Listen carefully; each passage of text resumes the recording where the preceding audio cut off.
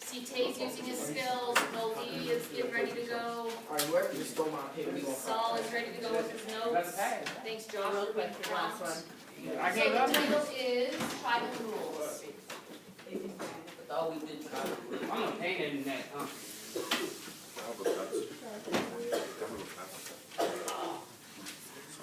When you going up? So tribal rules, Josh, if you can keep your head up. Alex, notes out, please. Jazzy, I see you ready to go. Solomon's ready to go with his notes. Nice job, Tomas.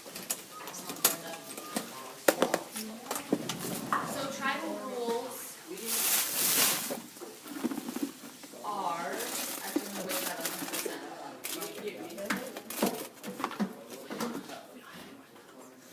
I'm still hearing a lot of side conversations.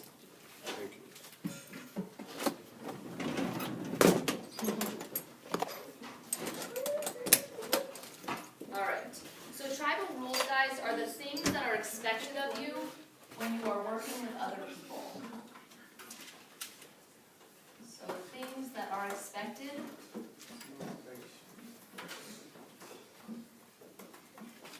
when working with other people.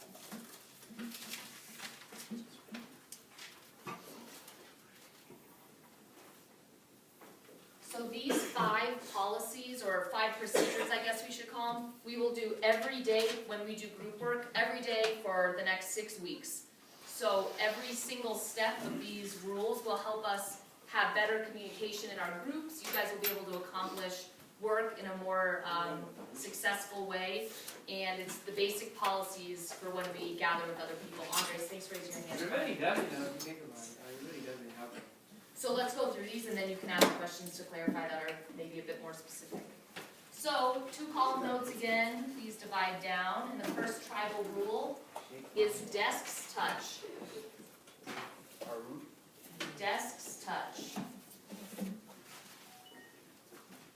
That means when you gather, when we do group work and you get with 1, 2, 3 other people, each of your desks needs to be touching. So this is nose to nose.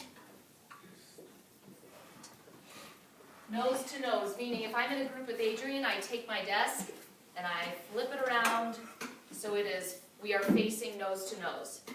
All right, I'm not like, oh, hey, I'll just be here on the corner. It's full contact, desk touch, so you can have clear communication. This is because you can't be in a group with someone who is across the room. Isn't a group like 3 people So more? Tay, we raise your hand for your feedback. Hang on one sec. Can't be in a group with someone who is across the room.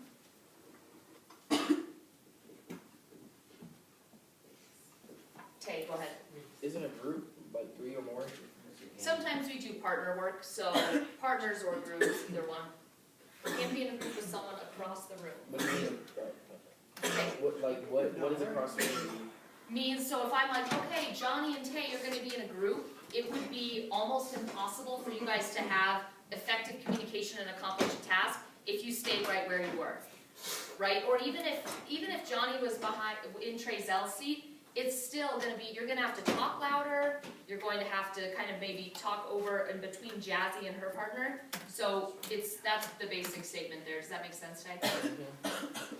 All right, underneath that, please write why is this important? And leave about 3 blank lines.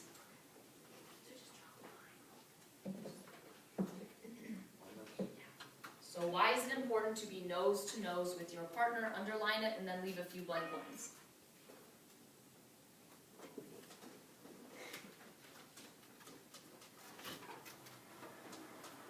Tay, how are your attending skills? I'm noticing you're on your phone. How are your attending skills? Oh, good. Bad. Can you fix it? How many is that? 0. So how many is that? 1. Number 1. All right. Number 2, after you touch desks, you introduce yourself. Introduce yourself. You guys did a great job of this yesterday when you went around the room and met each other and did that 3-minute shuffle. So basically it is introducing yourself to your group mates.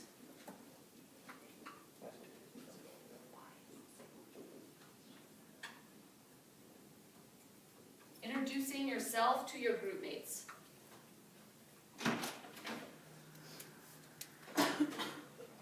It's also about shake hands and make eye contact.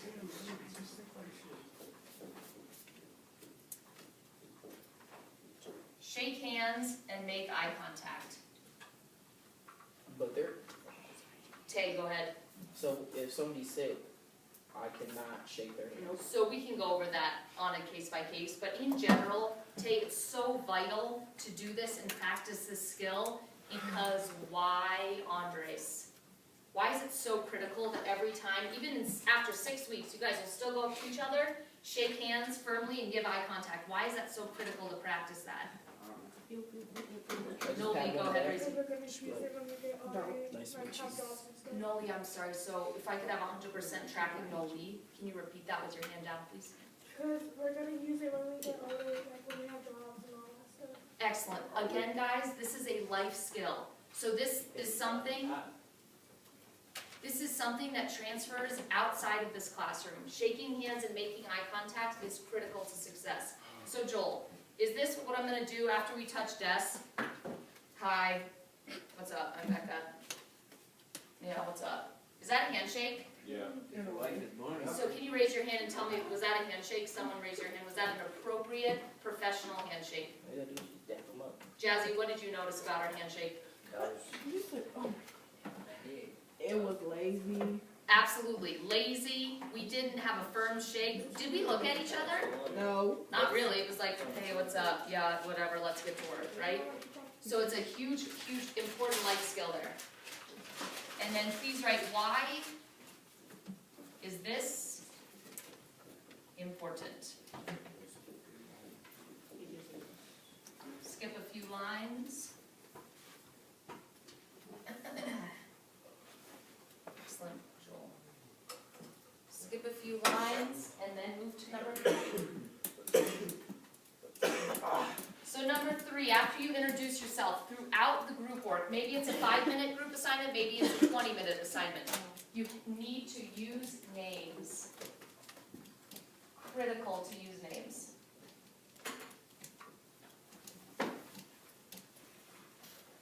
The definition of this is simply calling people you're working with by their given name.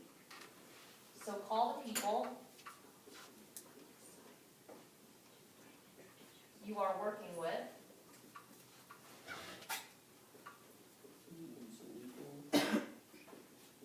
by their given name.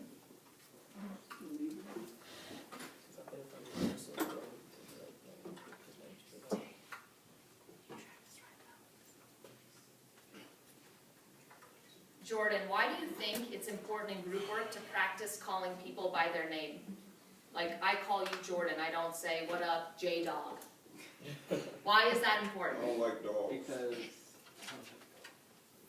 sorry, because you need to get to know them, What am I telling you when I call you Jordan? How is that treating you?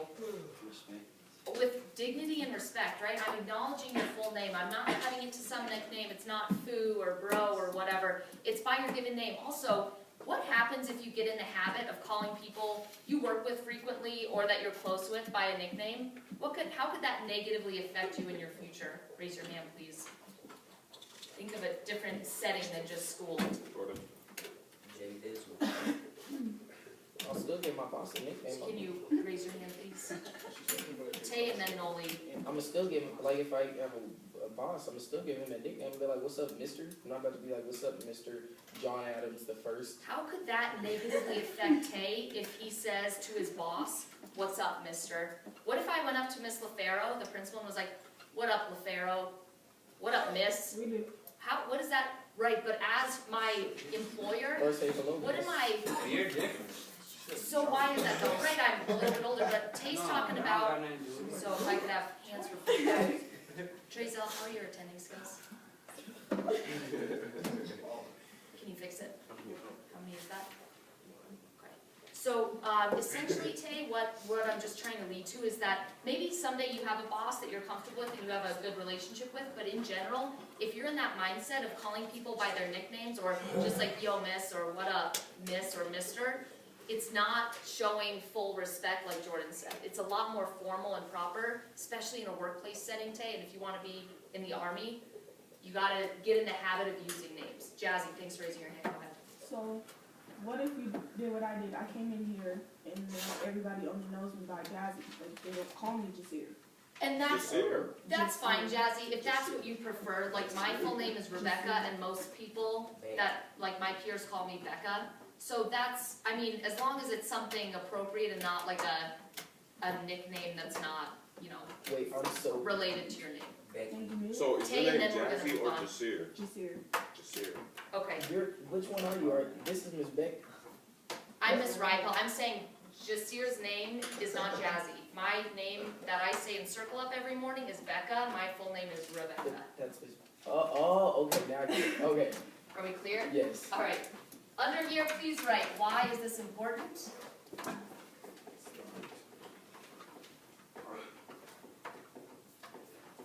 And please leave another 3 blank lines.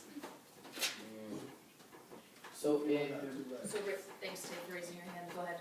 in the, I guess, like, workforce world, Yeah. do we have to call, like, our boss Mrs.? Like, cause I'm used to calling, like, my teachers that are married Miss.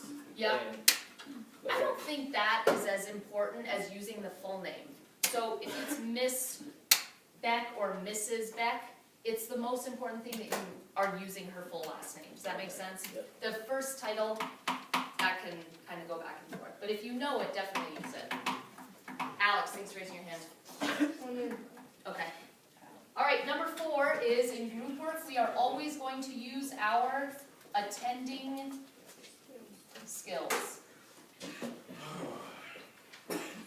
Attending skills. And Solomon, what was the mnemonic device we learned yesterday for the attending skills? So for math, we talked about PEMDAS. Oh, yeah, I don't know. I don't know all that. Just the mnemonic device. B. One more time, Solomon, can you guys? BFAB. Be fat. Yep. So if you guys could please write that BEFAB. It is critical in group work that you know and use all 5 attending skills. Know and use all 5 skills. Have you guys ever been in a group with someone who's not in the moment, who's not giving you any eye contact, who doesn't get feedback and just sits there like a bump on a log and you're like, am I gonna do this whole project or are you gonna contribute? Can you raise your hand and give me an example of a time when you were in a group where someone wasn't using one of these skills and what happened? Jordan and then Tay. Old school. I'm sorry, Jordan. Skills.